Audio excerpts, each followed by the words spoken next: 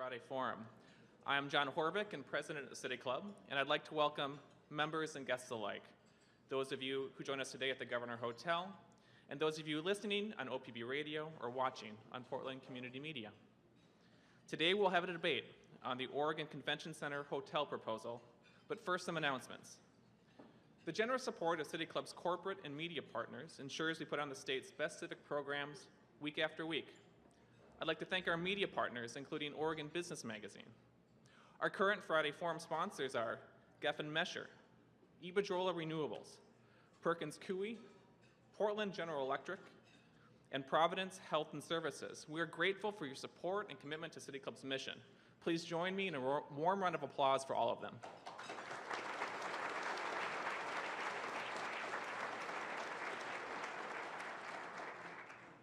Please join us next week when Mitchell S. Jackson takes the stage. Mitchell grew up black in a neglected neighborhood in one of America's whitest cities, Portland, Oregon. In the 1990s, our streets and beyond had fallen under the shadow of crack cocaine and its mayhem. Mitchell will speak about his autobiographical novel, The Residue Years, which explores some of the persistent social problems, among them gangs, drug use, and drug dealing, that have especially proliferated in Portland's African-American community. You can learn more about this and other club events, purchase tickets, and become a member on our website, pdxcityclub.org. As always, City Club will be live tweeting today's event. You can follow or mention us at PDX City Club, and be sure to use the hashtag CityClub in your own tweets. We'll be having a Q&A session with our debaters at the end of today's program. Members, please come to the microphone to ask your question, and for all our audience participants, please locate the index cards on the center of your tables and write your questions on them during the forum. We'll collect them prior to the start of the Q&A. And now to our program. Metro, which operates the Oregon Convention Center Metro, which operates the Oregon Convention Center in Portland's Lloyd District, has proposed a $198 million hotel at the Convention Center. The proposal calls for a 600-room Hyatt Regency hotel, paid for with a public subsidy package that includes $60 million in Metro-issued bonds, backed by revenues from the hotel itself, to be paid off by the hotel with lodging taxes collected from guests, as well as state lottery funds, a loan from the Portland Development Commission, a grant from Metro, and $118 million in private investment from Minneapolis-based firm Mortenson Development. Proponents of the proposal argue that the addition of the hotel will attract new and larger conventions to Portland and their tourism dollars. Opponents charge that the proposal saddles taxpayers with all the financial risk, while the Hyatt Hotel Corporation will reap the profits. Further, they argue that Metro has not provided sufficient transparency that will allow for objective analysis and public oversight of a project that is receiving over $80 million in public subsidies. Speaking as a proponent of the proposal is Thomas HAZINSKI. Mr. HAZINSKI has an advanced degree in public policy from the University of Chicago and over 20 years of practical experience in the public sector and consulting business. He is nationally recognized by rating agencies, bond insurers, investors on Wall Street, as well as by clients throughout the world for his expertise in convention, sports, entertainment, and hospitality projects. Speaking as an opponent of the proposal is Dr. Heywood Sanders. Dr. Sanders is a professor at the University of Texas at San Antonio's Department of Public Administration and one of the nation's leading experts on economic development issues related to convention centers. Dr. Sanders has published extensively on the convention center industry, including on the lessons to be derived from many of the headquarter hotel projects around the country. Our debate will be moderated by Len Reed. From 1996 to 2009, Mr. Reed led the Oregonians' prize-winning environment and natural resources coverage, along the way overseeing science and sustainability news sections. He joined the editorial board in 2010 and writes on the environment, energy, public education, science, land use, business development, and the city of Portland. And so without further ado, please help me welcome our speakers to the stage.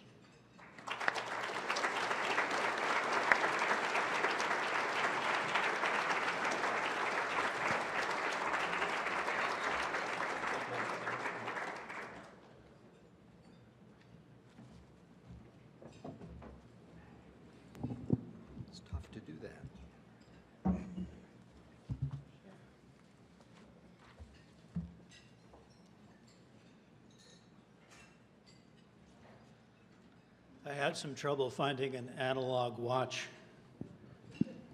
with which to time. This belongs to a colleague.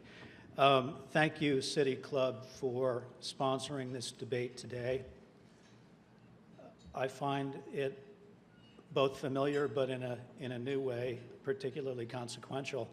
I've been in Portland somewhat less than 20 years, and I was sharing the sentiment with Metro President Tom Hughes earlier, that from the day I walked in, I heard about a hotel at the convention center.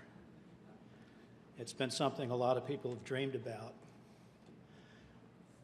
It represents, I'm told, a fuller realization of the Oregon Convention Center, greater potential and intensive business for the conference center.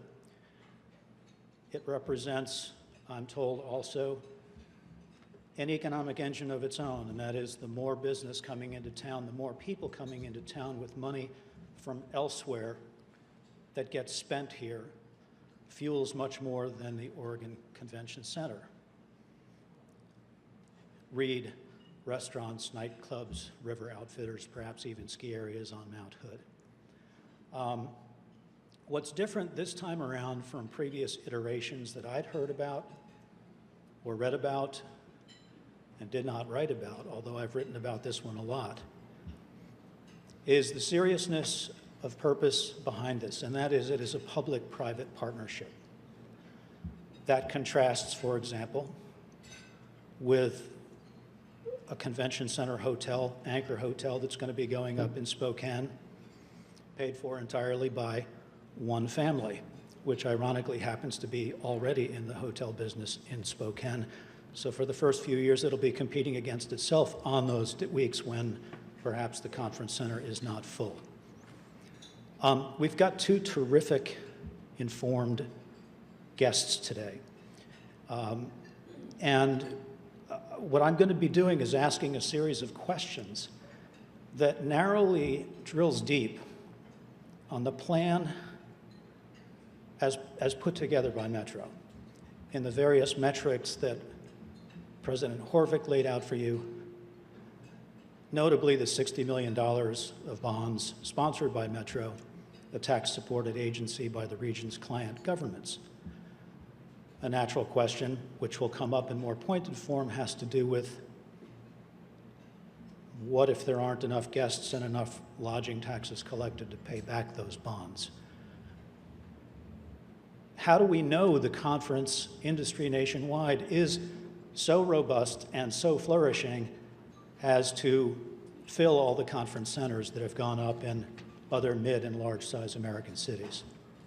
And finally, an area that we'll be touching upon has to do with the conference business itself. We're assured by those who propose the project that it's robust. There was, I think everybody would agree, an implosion in the tourism and conference-going business following the economic collapse of 2008.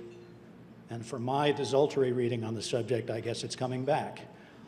Is Portland a destination town?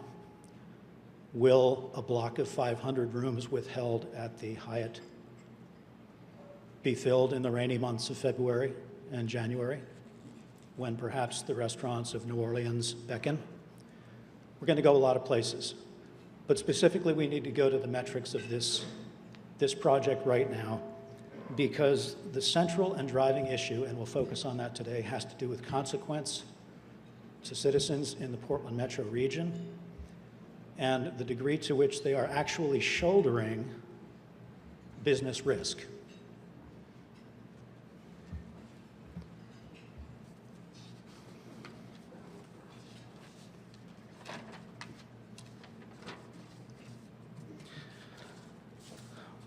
If I seem rude at times by cutting off one of you fine gentlemen, I'm just going to try to keep things moving and keep the pace of things brisk.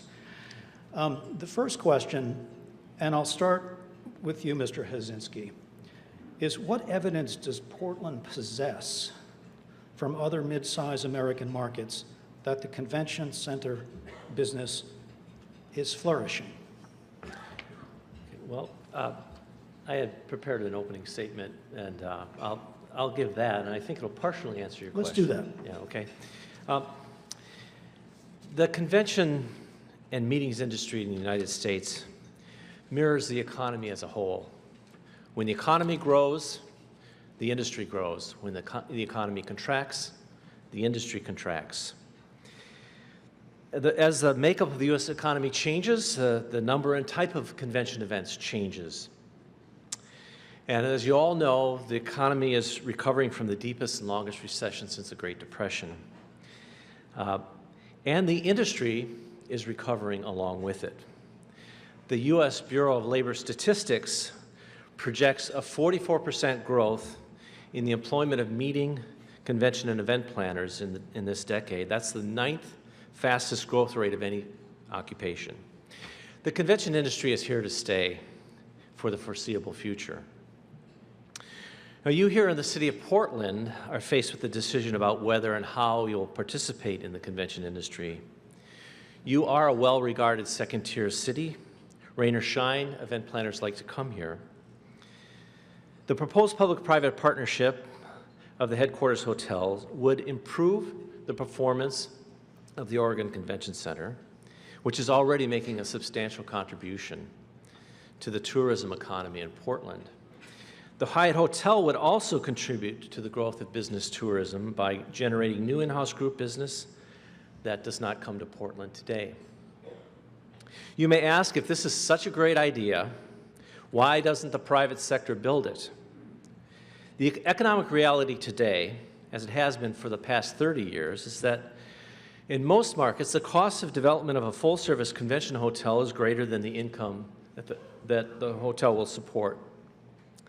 Private investors simply can't see their way to an adequate return on investment. So why should the government get involved? The primary reason is to capture the economic benefits generated by the project that would flow to the city and the state and the region in the form of new visitor spending and new tax revenue generation. More private investment, increased visitation to Portland, a revitalized convention center district, more jobs in the construction and hospitality sectors. These are the real benefits that justify the public involvement. Current market conditions, we have a strong hotel market combined with low cost of capital, present a window of opportunity in which the proposed financing structure is feasible. The cost of public involvement is lower than at any time in recent history, so the time is right for this project. Thank you. Mr. Sanders, Thank you, opening Lynn. remarks? Thank you, Lynn. It's a pleasure to be here. Let me make clear, this is not my first trip to Portland. I was here in the fall of 2005 for the first time to do a presentation at Portland State on, guess what? A proposed convention center hotel. And I spent a very interesting Saturday afternoon on that 2005 visit at the invitation of then Mayor Tom Potter, with Mayor Potter and a couple of city commissioners and some PDC commissioners. I recall that Joe D'Alessandro, then head of POVA, the Visitors Association, now Travel Portland, was in the room talking about, as of 2005, where Portland's hotel business was. And we were talking about a consultant report that set out the case for the potential impact of a new convention headquarters hotel. And it had alternatives of different size hotels. That consultant actually recommended an 800-room hotel. And that consultant report was done by the Strategic Advisory Group, SAG, which has done the most recent report here, the one that was presented to the Metro Board in December of 2012. I spoke with Mayor Potter and the folks in that room about the problems with that report, the factual and analytical errors in that report, and the problems of taking that report and its findings and reaching a reliable, substantive conclusion about what a new hotel next door to the OCC on the east side was going to do. In 2005, according to its annual economic impact report, the Oregon Convention Center saw 215,000 convention and trade show attendees, the folks that we're talking about bringing, not folks at public shows or small meetings, 215,000. The last number I've seen from the OCC from their fiscal 2011 economic impact report was about 126,000. I take it from the latest posted annual report. I didn't find a precise number. It may be in there somewhere. 2012 was about 133,000. Now, the purpose of that is to give you an idea in terms of Portland of where the convention business is in general. The world has changed, and much of that SAG report, which is actually reported on here in Metro's project fact sheet. That's where the $120 million visitor spending number came from, is based on an analysis and a set of data collected by the industry's own research arm, the Center for Exhibition Industry Research. And HVS uses those figures all the time to measure exactly what we were talking about, how the industry is moving with the economy. So let me share with you, it's not in that SAG report. And before you do, one more minute. Okay. Let me share with you from the forward to that CEIR report of April. The third challenge concerns the business model for sustaining convention centers. Clearly, the original, quote, loss leader, unquote, model is no longer acceptable. Yet, in the current buyer's market, unrealistic concessions are being made. The current excess supply is more likely to come into balance through a reduction in inventory than an increase in demand, as destinations accept they can no longer keep investing in a facility if they cannot market it at a fair price. The reality is, in terms of that fluctuation with the national economy, the world of the convention and trade show business has changed. And so where in your December 2012 SAG report, they showed a forecast figure of their index for 2012 of 2.5%, it came in at 1.5%. And for 2013, they forecast an even lower number. At the same time, since 2000, there's been an increase in the supply of convention center space in this country of 36%. And the discussion we're having is a discussion, and I hope it works quite this well, is a discussion they have had and continue to have in Salt Lake City, where the same consulting firm recommended a 1,000-room hotel next door to their center. It's the same discussion that's going on in Miami Beach, where that same consulting firm, SAG, is shepherding a proposal for an 800-room convention center hotel. It's going on all over the country. Mr. Sanders, thank you. You are answering actually questions yet unasked. And I'm going to actually push off of that and ask Mr. HAZINSKI if perhaps you'd like to address what Mr. Sanders in part has, which has to do with the anticipated demand, the level of available inventory and supply, and what the signals are that you are getting from the market. Yeah, Professor Sanders has been talking a long time about the precipitous decline in the industry, and since 1996, it's been, according to him, falling off the cliff. And in 2005, in his Brookings statement, I find it a little peculiar. if I could please finish. Yeah, okay. please. And that really hasn't happened. The industry is here, and as I said, it's here to stay. A couple factual things about the industry that I'd like to point out with respect to growth and supply. If you look at the long-term trends in the industry, supply growth has actually been decreasing decade by decade. And in this last recession, we actually had a year where supply actually contracted. So the idea that there's an explosion in convention space is quite inaccurate. It's actually at historically low levels.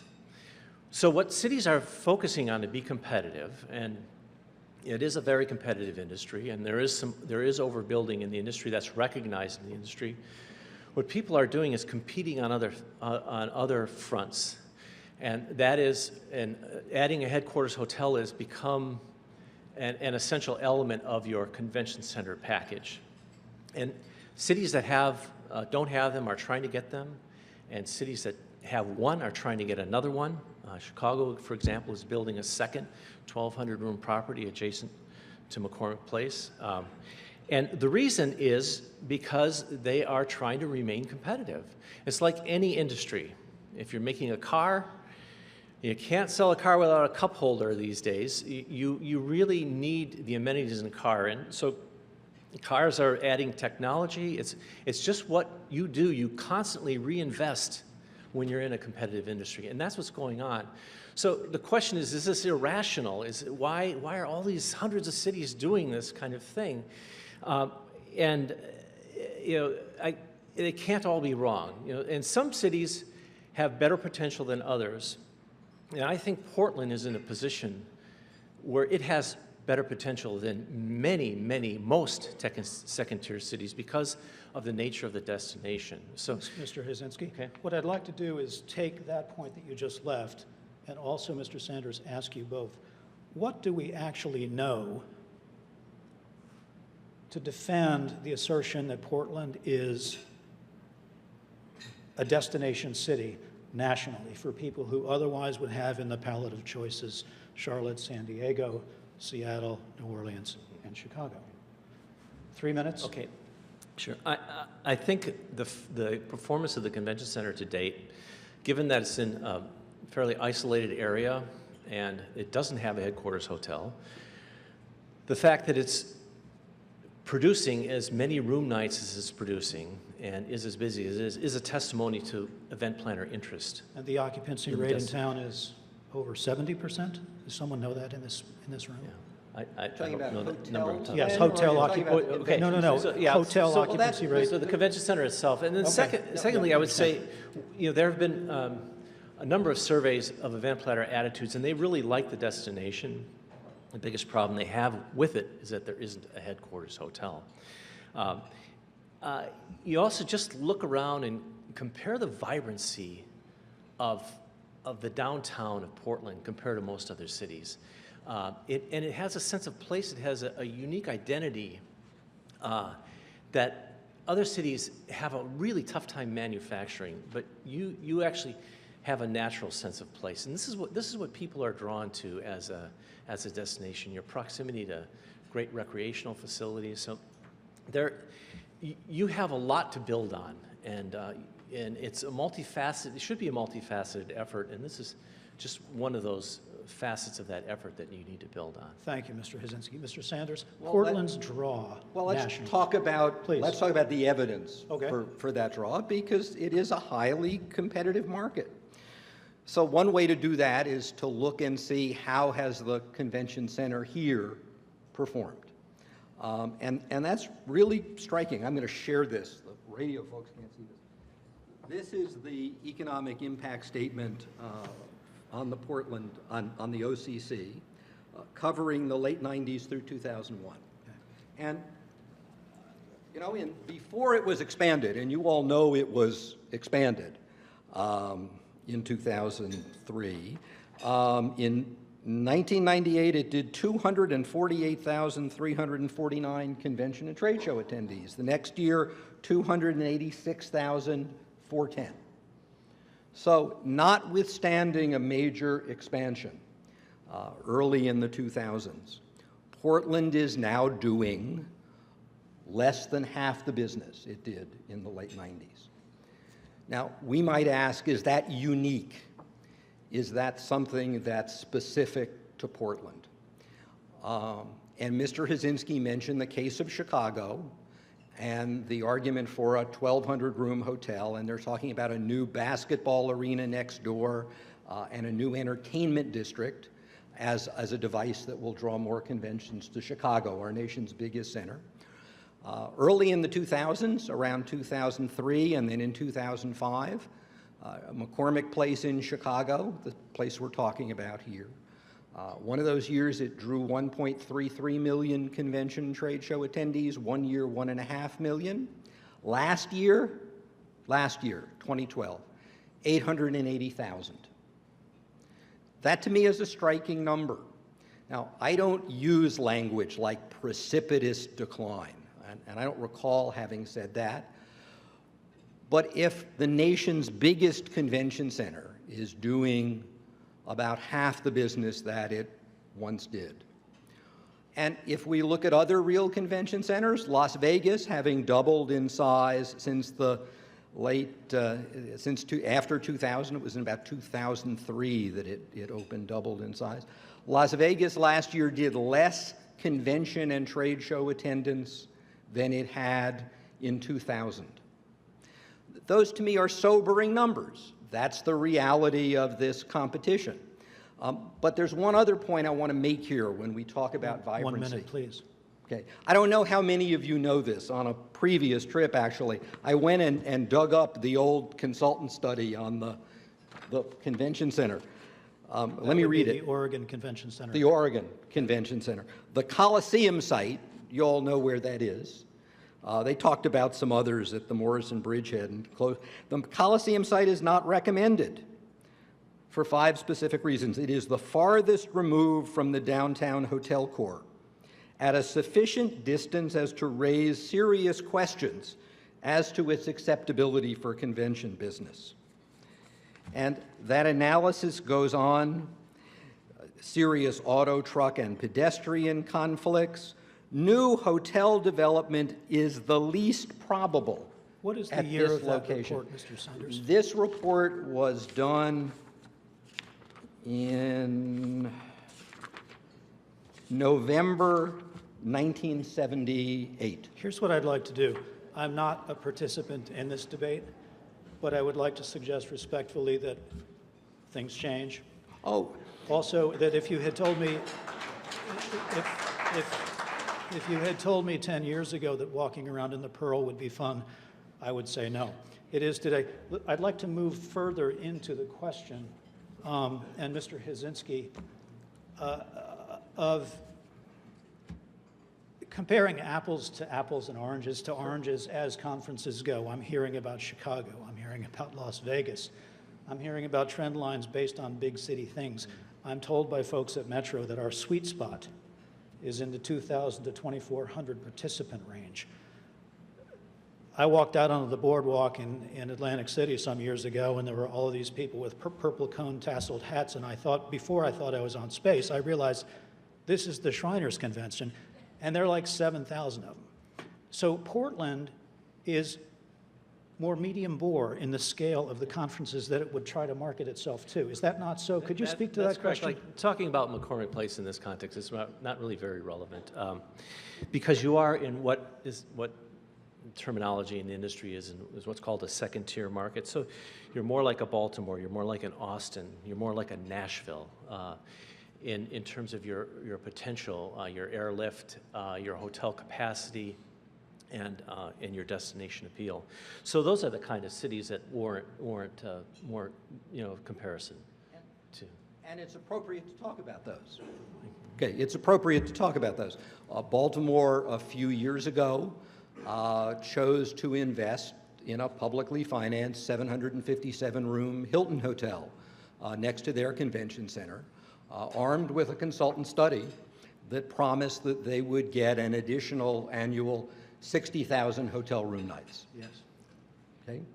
So we have an experiment in Baltimore. And actually, a few years before that, Len, they doubled the size of their convention center. Again, justified with the argument that they were going to get a significant increase in business. And that increase in business never came. Now, Nashville just opened a brand new convention center, again, armed with a set of consultant studies that said that center, and then the addition, which will come a little later, of a new 800-room Omni hotel to Nashville, would significantly increase Nashville's convention business.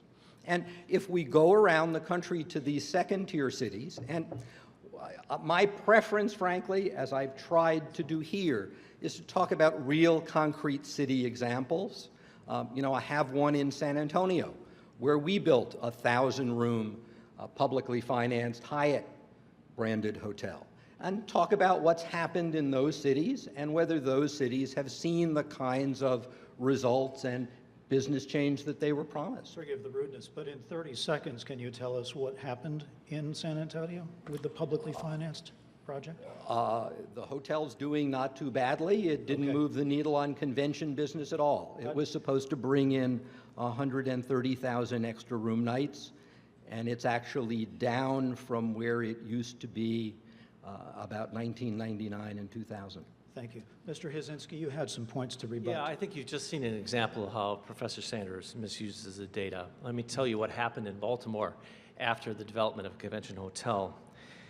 The convention center booked from 2008 to 2012, 43 new events that wouldn't have been there but for the hotel, with 626,000 room nights, generating $84 million in revenue for the hotel market. The convention center now has its highest occupancy ever at 83%. In addition, the hotel itself is generating 130,000 room nights annually. The project has channeled $10 million to the general fund. It's maintained its bond rating, and the attendance at the convention center is at its peak, approaching 650,000. And at one point, Professor Sanders said that would never exceed 300,000, and that market could never achieve that. So this is a success. This is a resounding success, and to cast it as a failure is wrong. And being from San Antonio, how you cannot recognize the absolute wonderful influence that that convention center and their hotels have had on that market, I just don't understand that. It's a stellar example of success in San Antonio as well. I'd like to move to another. Could I address that just really quickly? 30 seconds. Okay. The dilemma, we're pleased to do this today, and I'm very glad we're having this conversation. The dilemma of this is very easy to say things. And so if you'd like to see how the Baltimore Convention Center has been performing in recent years, I have a consultant study from the consultant. Actually, she does the work for the economic impact reports for here on exactly how it's doing. If you want to see how the San Antonio Convention Center is doing, can you see some of you up front, can you see the bars on that bar chart? No. Okay. Well, you know, I'd love to share this with you. We'll make it available okay? afterwards. But, you know, we can talk at some point, and again, this format isn't great, about what the real numbers are, because the real numbers are fairly easy to get your hands on, and they're documented, and we can talk about that and ask what happened. And that's what I'd like to try and do with you folks. If not today, then in a forum where that works. Oh, okay, thank you, Mr. Sanders. I would like to move to the broader subject, move it up to 20 or 30,000 feet, that really gets into the public-private partnership dimension. I'm told that the market value of a new hotel at the Oregon Convention Center is about $120 million. Well, Hyatt's putting in $118 million. They seem to know what they're doing. They're a flourishing, profitable chain. The public in Metro's client governments will be picking up the other $80 million. That figure, to speak of number specificity, Mr. Sanders, is debated as well, because the subsidy of collecting room taxes to pay back the debt over 30 years has been estimated to be as high as $111 million, and that's quite a concession for taxpayers to forego when room taxes are typically diverted to other public purposes. It's interesting to me, and the specific question has to do with how can the public in this region be assured that the risk it is being asked to shoulder is rational and reasonable? Please. Well, first of all, I think one of the wonderful things about this opportunity is that, in fact, the public sector bears very little risk in this deal. Hyatt's investment of $115 to $120 million is at their risk. They're putting the full faith and credit of the Hyatt Corporation behind that. So unlike other cities that may have publicly financed hotels, if the hotel doesn't perform, there's no public sector obligation to support the ongoing operations of the hotel. We've looked at the performance of the hotel critically. We've run them through our models and our assumptions about what the appropriate financing parameters are in today's market. And we view the return that Hyatt is getting is at market rate and very appropriate to the risk that they're taking.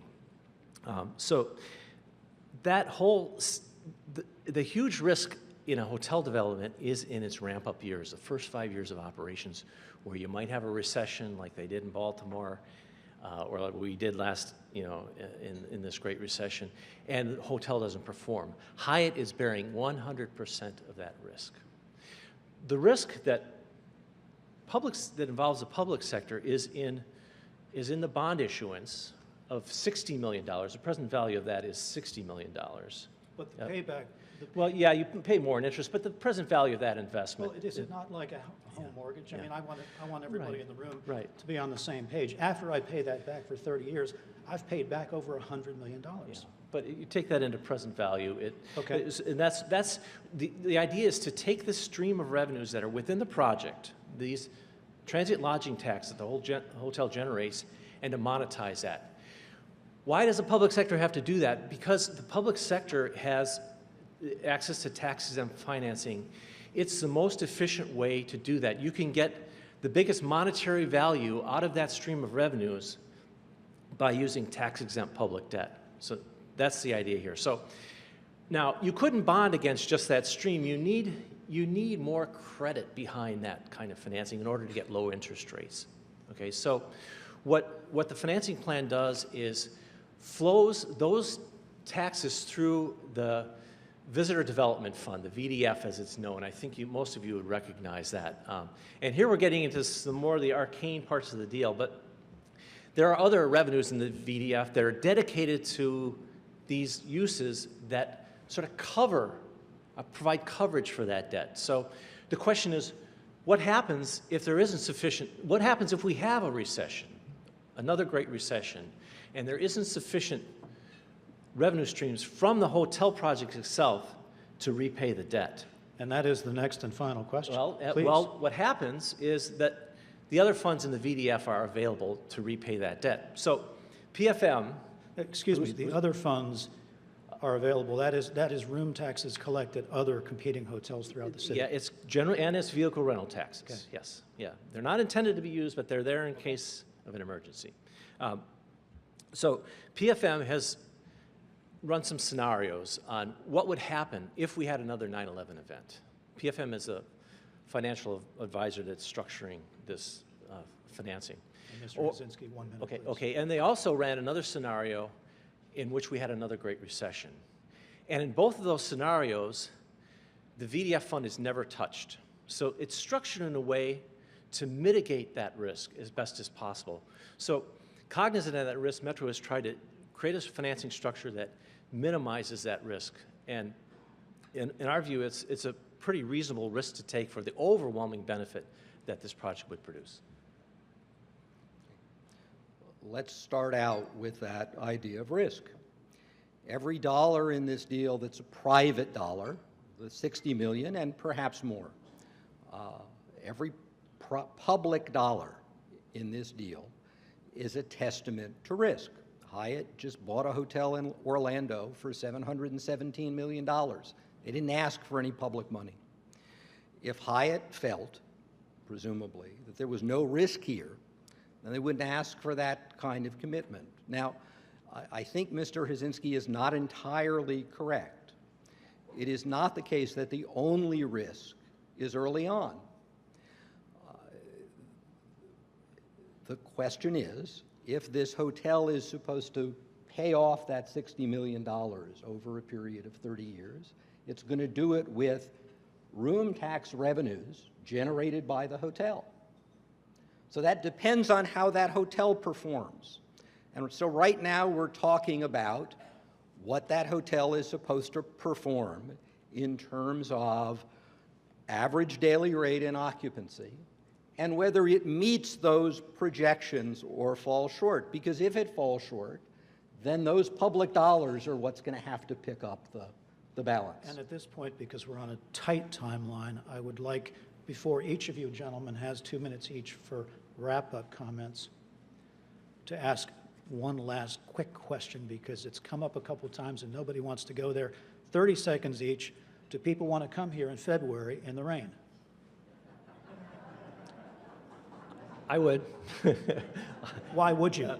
Because I love Portland. I do It's a too. great destination. Yes, the answer Thank is you. yes. Mr. Sanders. I can't tell. I haven't been here in February. But I know the kind of folks who do come here and where they want to be. They want to be in the Portland that's lively and exciting downtown. They also, when it comes to conventions coming, not individual leisure travelers who might appreciate the wonders of Stumptown Coffee and Voodoo Donuts. When conventions come here, they Never have together. choices. And those choices involve Boston and Minneapolis, but they also involve Los Angeles and Seattle. All of those cities are competing against you. They don't draw a line and say, oh, we're not going to compete with Portland. The biggest folks are pleased to compete with you and try and get business to fill up their centers. Mr. Sanders, thank you. We have 2 minutes for each gentleman for closing comments. Mr. HAZINSKI. Thank you. First of all, thank you, Len, for moderating this, and thank you to the City Club for holding this. A convention at the Oregon Convention Center is what first brought me to Portland. It was in the early 1990s. I was impressed with the city then, and I've seen it improve since that time. You offer a unique sense of place, a vibrant urban environment, excellent public transportation, a great music scene, major league sports, and art scene, access to some of the best recreational opportunities in the U.S. You're home to international corporations, and you highly prize the principles of sustainability. That's epitomized in your bike culture. Your convention center is just one component of the many attributes that make you a great city. And most cities realize that their convention center is a critical element of their tourism infrastructure, and they're taking steps to improve them. Portland needs to do the same. You're participating in a highly competitive industry where doing nothing means losing ground. You should be all in on the convention center development, and that means a minimum of securing the development of the headquarters hotel. You have a relatively short window to get this project done. While hotel market conditions are strong and financing is available, you also have a financing structure, as we talked about before, in which a large majority of the public investment pays for itself. The redirection of site-specific transient taxes does this. You should take advantage of this opportunity while it lasts. So thanks for hosting, Len, and thanks to the City Club for bringing this. Perhaps one thing that Professor Sanders and I do agree on is that careful and realistic analysis should inform the public decision-making process and about investment in convention centers. I hope this forum has helped you to accomplish that objective. And it will Thank you. continue with more questions. Thank you. Mr. Sanders, 2 minutes. I like Portland too. Portland's a very nice place, and I'm pleased to be here and join you today. But when you're trying to get convention and meeting planners to come here, you're facing an enormously competitive industry. A situation where convention centers, even in places like San Diego and San Francisco, are busy giving away their convention centers rent-free to try and get people to come. But let's put the case, the best positive case for this center in relative terms. I'm told there are about 7,000 hotel rooms in Center City, Portland, between downtown and the Lloyd District, give or take. If you want to multiply 7,000 by 365, you want to try and do that? We get a couple of million available hotel room nights here. At 70+% occupancy, we're well over 1.5 million room nights that get filled in Center City, Portland every year. The consultant study, the last consultant study by SAG, said a 600-room hotel where the public sector will bear risk.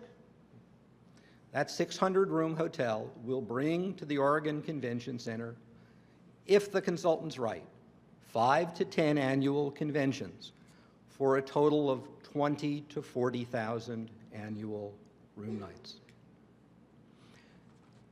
That's a tiny, tiny fraction of the hotel business that you're already doing. It's a tiny, tiny piece of Portland's appeal. What I often tell cities, when folks talk about economic development, they talk about creating jobs, they talk about doing big things. Don't have a conversation that's narrow and just limited to the question of how do we get a hotel next door to the convention center? Because that question already presumes the only kind of reasonable answer. Ask, what are you trying to do? What's your purpose? Is it to grow the local economy? Is it to create jobs? And if that's the purpose, then focus on Portland's strength. Don't oblige Portland to compete with lots of other cities, as we both told you today, busy even now expanding their centers, building hotels, doing exactly the same thing. Mr. Sanders, thank you. We will take questions now from the audience. If you have a written question on an index card, please hold it up high so the club staff can find you and get the card. As always, we invite members to the microphone to ask their questions. Asking questions at the Friday Forum is a benefit of City Club membership, and membership is open to everyone. Before asking your questions, please identify yourself as a City Club member and ask your questions in 30 seconds or less. Any more questions out there?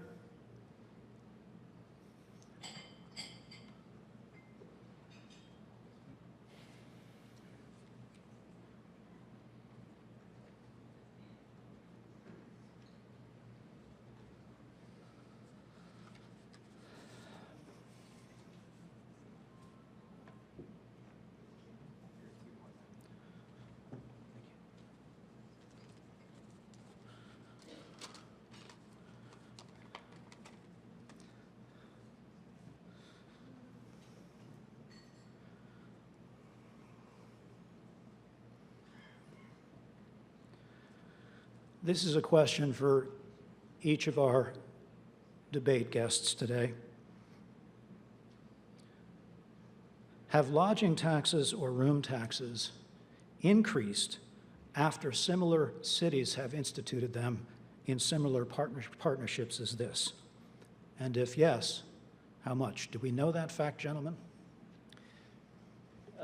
The answer is yes, they have. And I don't have numbers at my fingertips as to what that level is. But in terms of analyzing that whole answer to that question, it's important to ask what would have happened without the development of the hotels. So let's say a hotel opens in the beginning of a recession, lodging taxes may decline, but that doesn't mean there's no impact. It means they would have declined further if there hadn't been the hotel. So I gave Baltimore as an example earlier. Their lodging taxes are reaching record highs. So there are examples. I'm sorry I can't give you That's exact fine, data. and we need to keep the answers as brief as the questions. Do you know? Well, we can talk about lodging tax increases, but those are going to vary with the state of the economy. For most cities, convention centers themselves generate only a tiny fraction, typically 5 or 6% of the total local hotel business. So, if you're asking about aggregate lodging or hotel taxes, the convention center piece of this for almost every city is just a very tiny piece. It depends on much, much larger things. Thank you. We have our first questioner at the microphone. Please identify yourself. Sam Chase, City Club member, also a member of our Metro Council, and my question is really related to how the specifics of our deal compare to other similar markets, and thinking in particular about the bulk of the resources that would be guaranteed by the Visitor Development Fund, $60 million. And that fund is largely, dedicated towards tourist dollars. But the way I think about this deal is that it is a market deal. The market is building this hotel, the private sector, Hyatt. and that with that $60 million guarantee and some other resources, we are buying some things. We're buying a location that's not necessarily the ideal location. Mr. Chase, could you just go right to the question? So, Thank you. how is the nature of that investment in those purchases that we're making? And I've just got to say, the room blocks, the ballroom, the location, minority women-owned contracting, prevailing wages, a number of things that we are buying. How does that relate to other markets and how they've put and packaged their deals? Mr. Sanders. We've got a range of, if you're talking only about hotels, and I think I've just been saying that that's the wrong question to ask. You want to ask a far larger question. If you're just talking about hotels, there's a privately financed JW Marriott, totally privately financed, that's under construction right now in Austin. If the market can justify it, it'll work. Now, do you have less risk than if you took it on fully publicly? Sure. Do you have no risk? No. You've got a whole series of risks. Because part of the problem here is that if the hotel doesn't perform at the rate that Hyatt is projecting, and they're Hyatt's projections, then somebody's going to have to make up the difference. Visitor development fund dollars that they come from car rental and hotel tax are still real public dollars. So part of the issue you face is that the best way to invest those public dollars? Thank you, Mr. Sanders. We need to go to the next question. 30 seconds, sir. Please identify yourself. Steve Crouch, City Club member. My question is, convention centers around the country try their best to keep the participants within their walls. How does that benefit the city in general? Please. Actually, convention centers like to keep their attendees within the walls during the event, but then they push them out in the city, actually, and they encourage them to use restaurants and entertainment. And so the spending by convention visitors is almost entirely outside of the four walls of the convention center. To go back to the previous question, I think, what are you getting for this public commitment? I think that's what the question was, and is it comparable to what other cities are getting? You're getting a room block commitment agreement, which would guarantee 500 rooms at the convention center. You're getting a union-operated hotel, and these are the two features of most of these deals that other cities get. So you're very much on par with other cities and what they get out of these deals. Thank you. Next question, sir. Please identify yourself. Yes, good afternoon. My name is Joe Esmond, a City Club member and a business agent for the IBEW Local 48, the Electrical Workers Union. Mr. Sanders, thank you for coming to Portland. You're welcome, some of your comparisons were like St. Louis and the city of Baltimore and their experience with convention hotels. You've traveled a lot, and these second-class cities, supposedly, and Second tier. Please.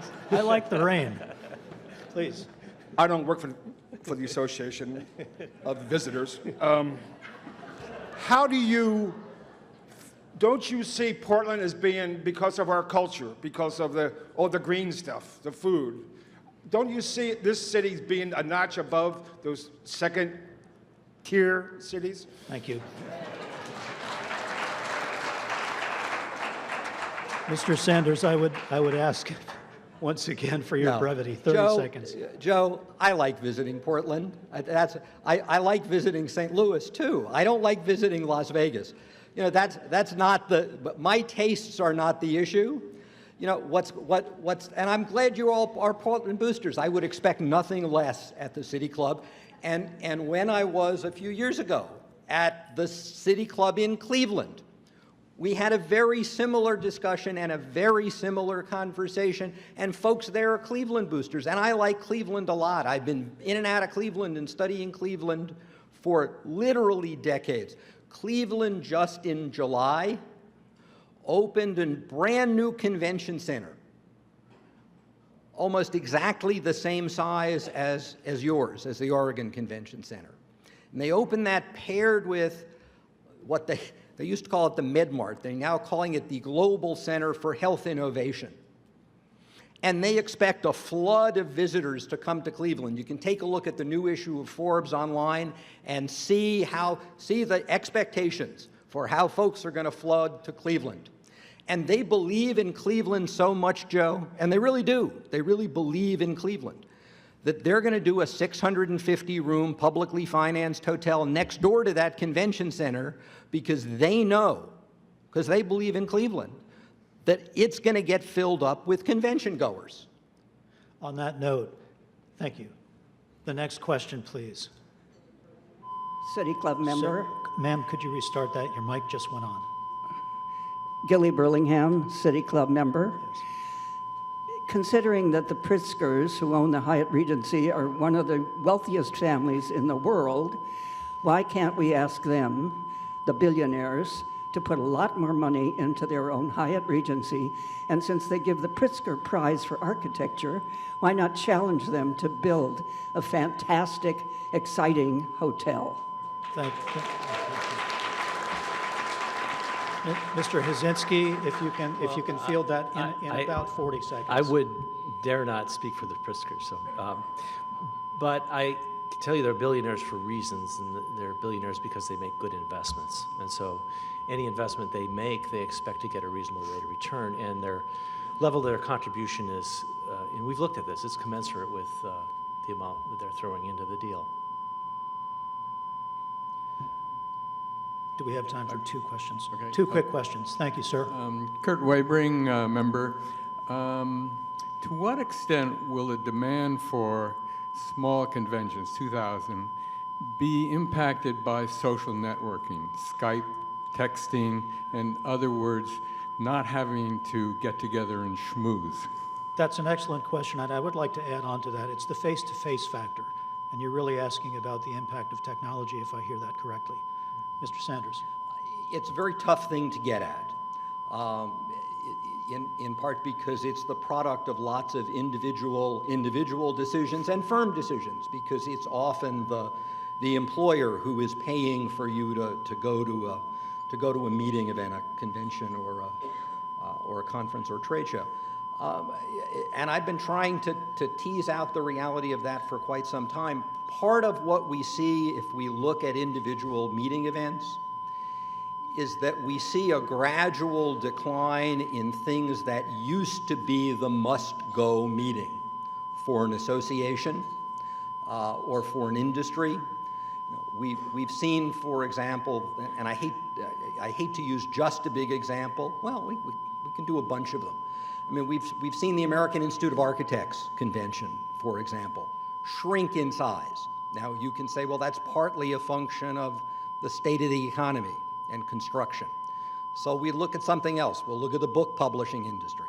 Well, the annual Book Expo, which is typically held in New York but rotates on occasion around the country, that's been declining pretty steadily over the years. We look at lots and lots of individual events, even what used to be the Plum for continuing education purposes, and those are medical events, and we're seeing some of them in recent years begin to shrink in attendance size.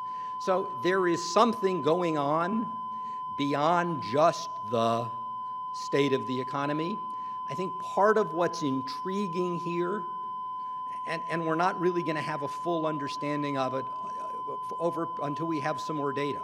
What seems to be going on here is, in fact, exactly what you said, that firms and individuals are choosing to do their business, often face-to-face, but face-to-face electronically. Thank you. We have actually no time, but we'll take one more question. Because I've been looking at that issue as well. And as I said in my opening remarks, of course, architectural meetings are shrinking in size because that industry has been really crushed by the recession. So as I said, as the economy changes, the makeup of those meetings changes. But on this issue of whether electronic media is going to take over and replace face-to-face meetings, I'll just give one example. San Antonio recently had a gamers conference. It drew 10,000 young people. They came there to watch other people play online video games. So this is huge. It's happening all over the country. This is the kind of the way the industry evolves. And so people are hungry to be face-to-face, especially if you've been on a computer screen all day. That hunger even grows. So Mr. Hazinski, okay. I'm sorry, Thank you. we're dead out of time. Mr. Sanders, you have exactly 15 seconds to reply to that. Exactly that example is part of the problem. Lots of those folks at the gaming convention and it's at Comic-Con in San Diego, for example, lots of those are local folks. They're not coming here from out of town, and they didn't come to San Antonio from far, far away. Many of them live in San Antonio. And the result is you attract those folks, and they generate far fewer overnight hotel stays, and that's part of the problem that the industry and you all face with the promise of this hotel. Mr. Sanders, thank you so much. Mr. HORVICK. Well, unfortunately, we've run out of broadcast time for further questions. We will have to stop for today. Please join us next Friday to hear from author and professor Mitchell S. Jackson. And as we close for today, please join me in offering our sincere thanks to Tom Hazinski, Heywood Sanders, and Ren Lee.